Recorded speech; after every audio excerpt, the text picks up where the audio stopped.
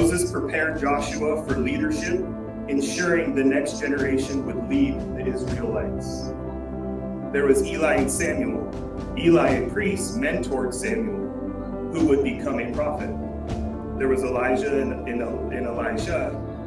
Elijah passed on his prophetic spirit to Elijah, consolidating the lineage of prophets. Then there was David and Solomon. David mentored Solomon, his son, preparing him to lead Israel after David's passing.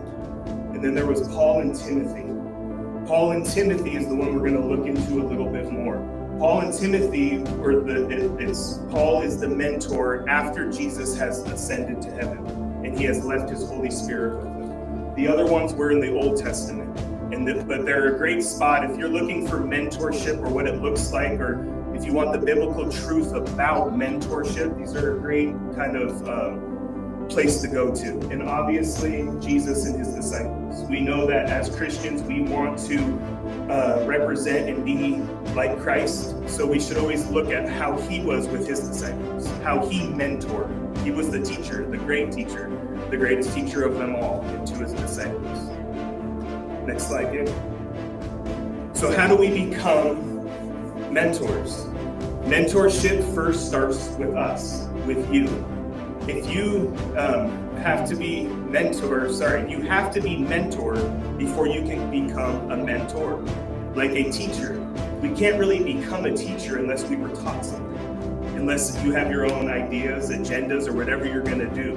But if we're talking about truth and we're talking about spiritual mentorship, you have to be mentored before you can be a mentor. So how do we become a mentor? We need to be mentored by the same way you can't be a mentor if you're not willing to be mentored. I believe this is what Jesus did with his disciples. He mentored them so eventually they could mentor others and start the church. The mentoree becomes the mentor. The second one is to start small.